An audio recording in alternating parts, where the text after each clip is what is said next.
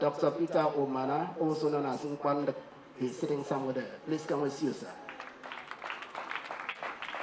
If you ever watched that movie or that stuff called Afumekpa, he was the person behind it. And it looks like it's the wife I'm seeing from here. Madam Nkwanda, please can we see you? Madam Nkwanda, please can you wave to us? How does it feel to be married to an Nkwanda? It must be very frightening. Very frightening indeed. Please let's give them a round of applause. So it's just for you to register with a little sum of 15,000 and be expecting to reap plenty profits. So thank you very much again for letting me express my happiness about your tolerance and being so elastic to be at this place up to this moment. The DJ can give us a piece of song while we'll be starting the next lecture. It's going to be coming in from Dr. Ernest Nwachuku. Personally, we have 7 registered multi-purpose cooperative societies for farmers in Akwa Ibom. Right in Akwa Ibom, farmers cooperative societies, 7 registered in different fields. So I have a membership of farmers across Akwa Ibom that is not less than 15 members per cooperative. And more, there are some of them who are not. Akwa Ibom has 31 local governments, and we have visited over 25 of the 31 local governments. I have also visited several traditional rulers in Akwa Ibom. And one of the traditional rulers we have highly visited is also seated here. And then there are several of them. Right in Akwa Ibom also, across the 31 local governments, I know we have visited so many prominent farms in Akwa Ibom. We have the documentary. And then it's awesome to be here talking about this farming, fish farming in Akwa Ibom. So I am really, really at home in Akwa Ibom.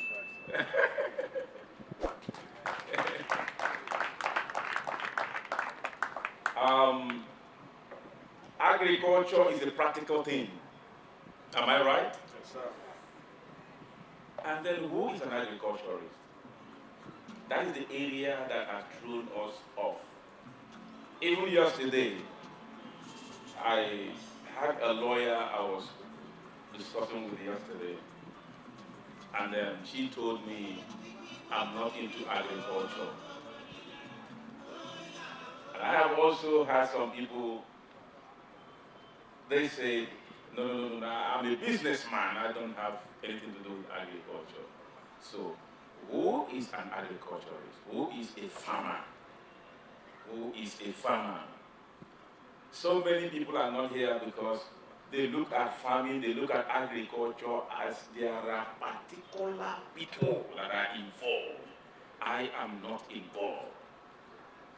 So, in my own definition, if we can look at the ecosystem and borrow from there, anyone that eats and defecates is an agriculturist. Do you understand my own definition? Anyone that does what? And do what? Is what? So every human being is an agriculturist. It now depends on your level and capacity you are practicing the agriculture. Because the defecation, the poo-poo you have is also turned to fertilizer. So you are a producer.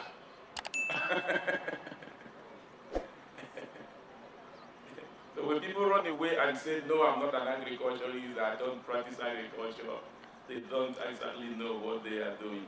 And if 70% of the food you produce are produced from your home, you save a lot of money. Am I right? You save a lot of money. Basically, I want to go into the practical a representative of the Honorable Minister has taught us practical and theory, but I want to have the practical aspect of it all. How many people among us here are deep down into fish farming? Let's just raise up our hand. If you're deep down into fish farming. Now, I want someone among us here to come out. As a fish farmer, let us know the challenge you may have. When you get some fingerlings from farmers, they will tell you, this my fingerlings, within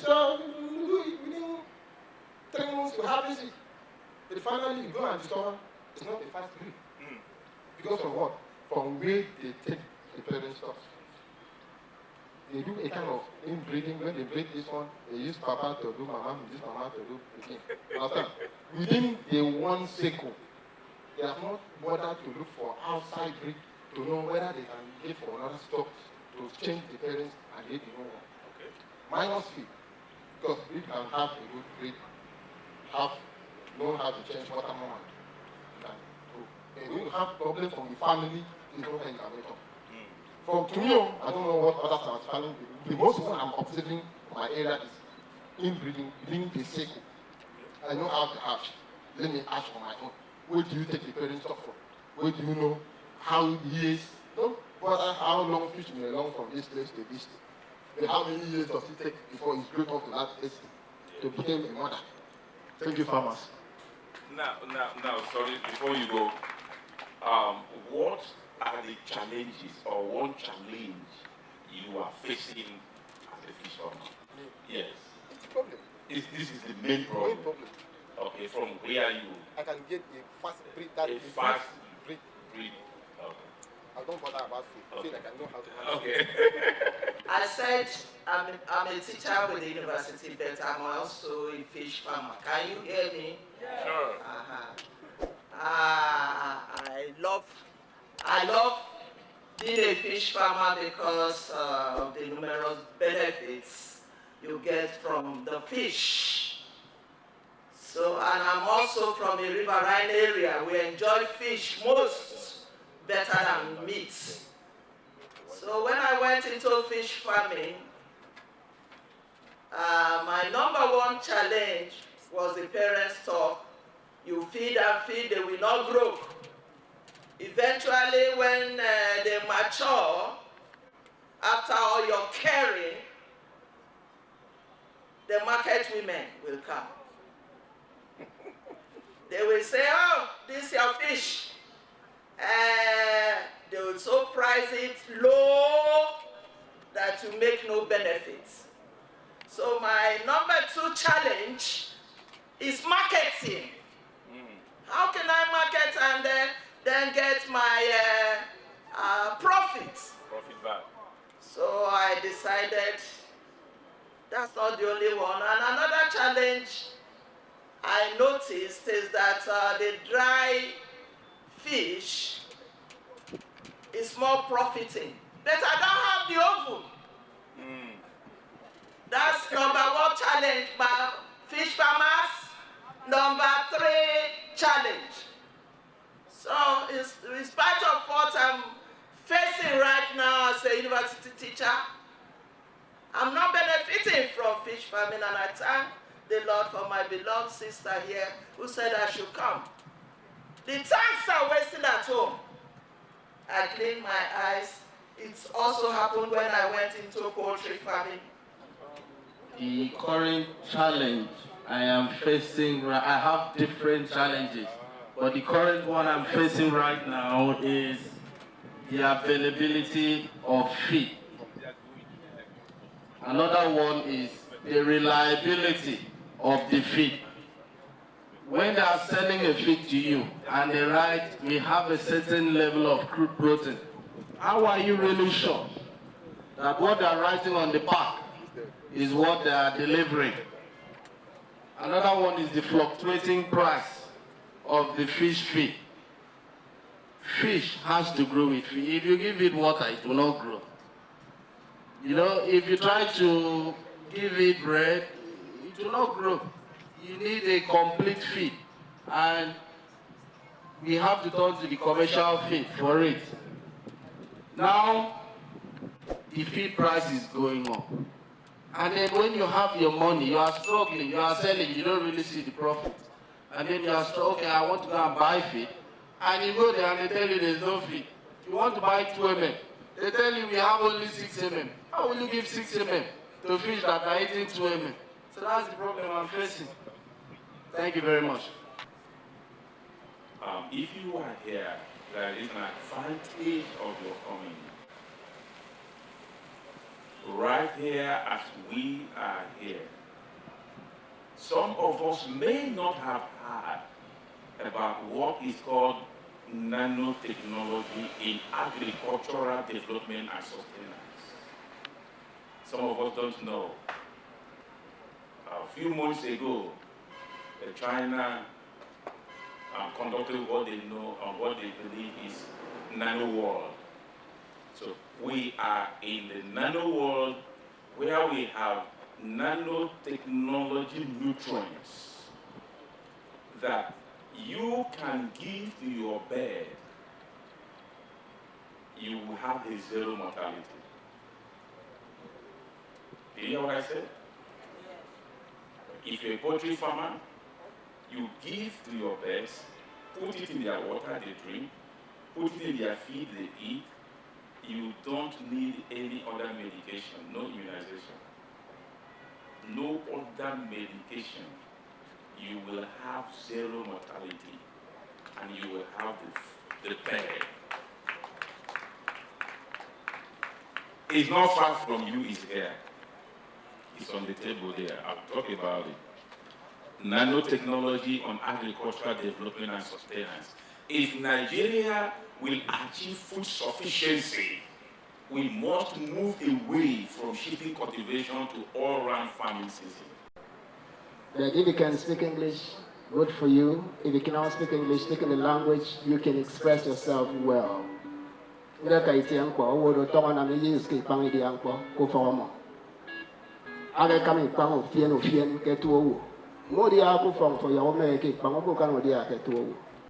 Any person that has questions to ask, come out now.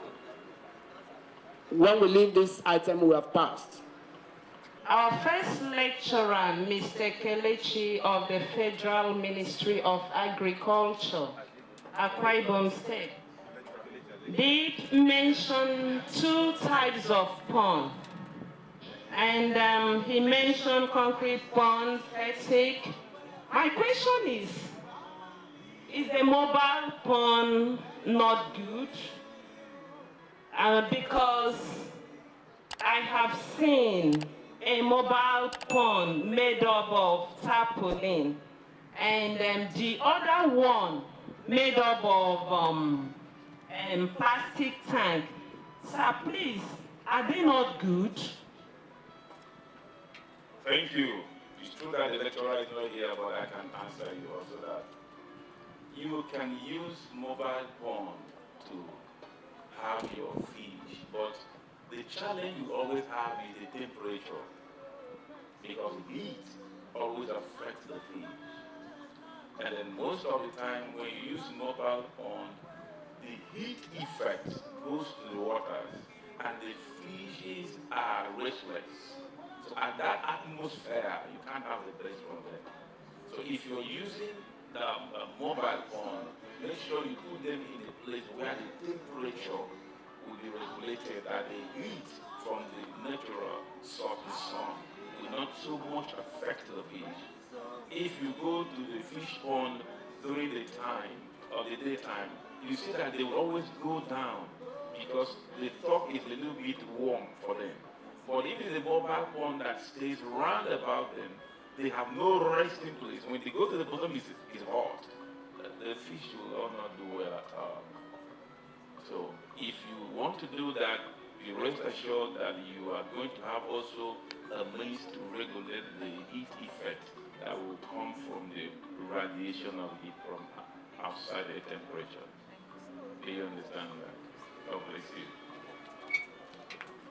Good afternoon, everybody. Good afternoon, full Aquabemites. So my question I want to ask. Your name? Okay, my name is Isaiah Okun. Then my question is, so after breeding your fish, then how can one have the available markets to sell out his or our products? Thank you, sir. This question is not only for fish. And this question, like I said, she asked a question, and Mama also asked a question, that one of the challenge is available market. Am I right? And I also have told us here that Nigeria produces about 1.6 million tons of fish per annum, while our demand is over 5 million. 5 million. And then when we, the local fish farmers, are asking about where is the market, Nigeria is importing over 4 million tons of fish. Are they not buying? Are there not people buying these fish and we are importing them? Because what I'm asking is that, for example, Yes, I'm coming. And then you discover that, like now, somebody was asking me, I have a poultry farm, and my challenge is the market. It's a good question also. But do you know, there are people who are looking for where to have beds to buy. The problem we have is the technique and then the also nutrient that we all are using. I'm coming to that. I lifted up this. I'm going to make a presentation of this. You know that you can have your fish maturity at early stage, and you can have the weight increase because you sell fish by the weight. Am I right? And when you weigh it, no matter the lifespan has been reduced, is shorter, you are going to have a very good, robust, and the bumper harvest of your fish by the application of nanotechnology nutrients. And then when you also come, like I've said, to your poultry farm, I say here, let anybody here go to that stand, pick a sachet of these, make a test case. You will not have any mortality. You know what I mean by zero mortality?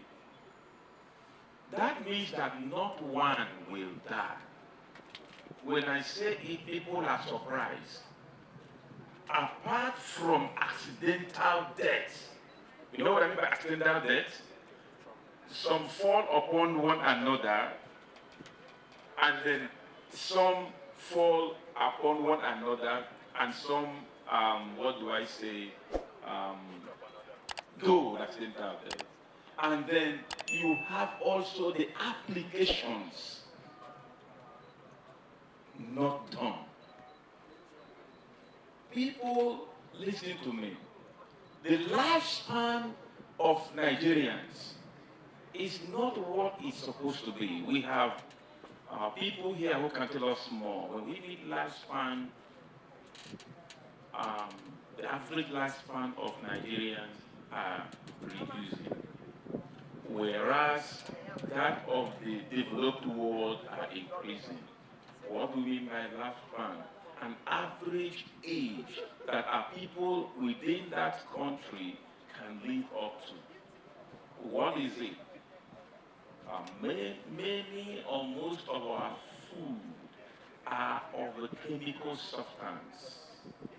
They're not nutritious enough to give us the classes of food nutrients that we require. That's why so many of us dwell on drinking multivitamins on daily basis. Whereas you eat also on daily basis, you don't derive more of the nutrients from what you think that can give you the required nutrition. So it is possible that we can have this workshop here And after this, we can go back to have a good fish pond, a very good, robust poultry farm, and also farms that can beat the other and give us a financial capacity that we may need to grow. Thank God for the first lecture, and this one, I just want us to be so practical so that we can address certain things that are practically on within here. God bless you. Did you, Mama, you want to say something? Sorry, man. Come. Sorry, Mama. Good afternoon, all the attendees of this program. I'm Serious Johnny by name. I want to believe that most of us have heard much about fish farming, and a lot of us too may not have seen a practical fish farming pond for the first time. And I want to believe also that most of us are very much interested in the business.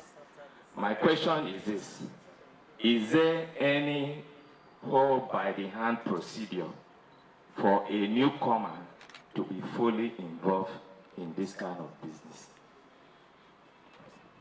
Come again. Now listen. Do you see, we don't take time to study or learn what we want to do before we jump into them. Some of us are into fish farming. When you hear that fish is where people are making a lot of money, without a practical training, without having enough training about it, you jump into it. So when you do that, you must have challenges you cannot be able to handle. Another thing also, we should not fail to know how to learn from one another. The knowledge you lack here, you may get it from there. Most of the time, that's why cooperative societies are very important. Sometimes cooperatives can set up lectures for their members depending on the particular or an aspect of agricultural field they belong to.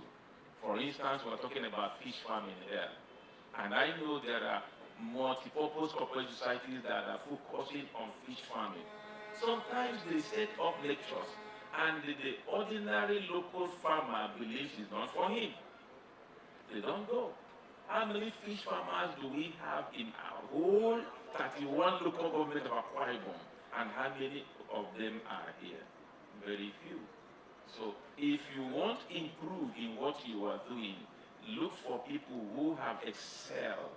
Attend programs like this. Also look for practical trainings.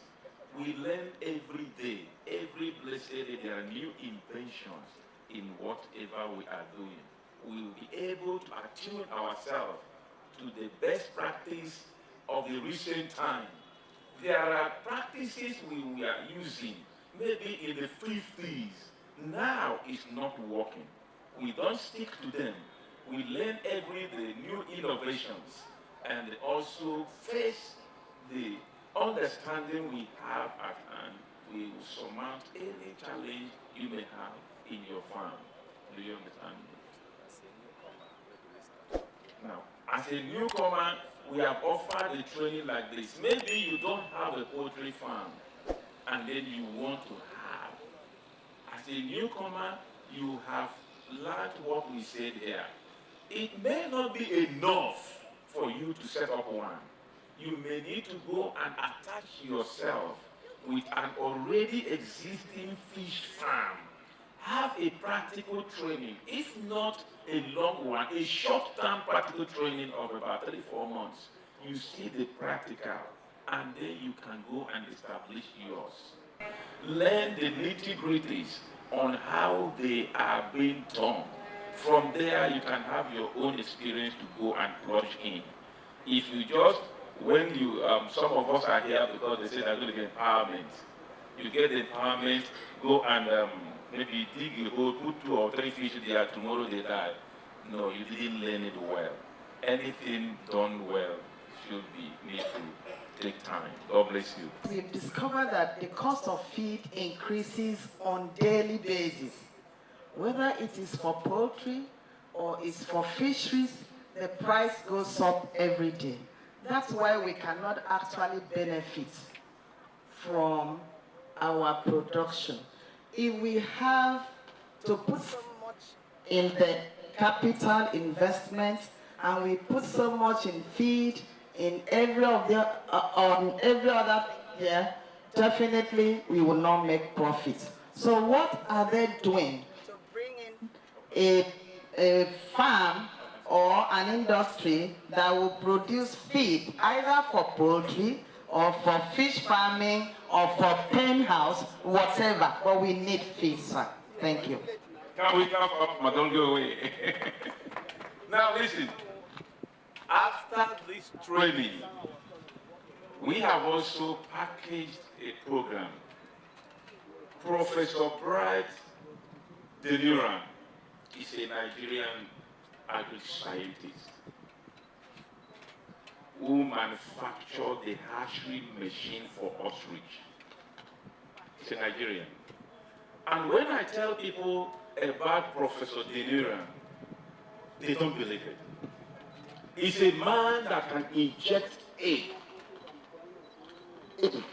He produced, you see egg, inject an egg, the bird that will come out from that egg will not have feathers. Professor will be here in Akwa Ibom. And then he is a man also that has produced the class or certain feed you can give to your bird. I have our brother Israel is here. Professor Deliran produced a feed. Give that feed to his fowl. After about 6 months, what I'm going to tell you will be surprised. A fowl, not a turkey, weighed 7-point-something kg. Professor Bright Deliran is an associate professor of so many universities overseas. He's a Nigerian.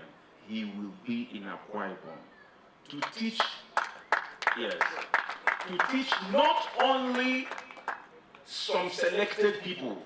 When our brother was teaching, he said, we have the best nutrients and they are overseas. It's a very big challenge for us.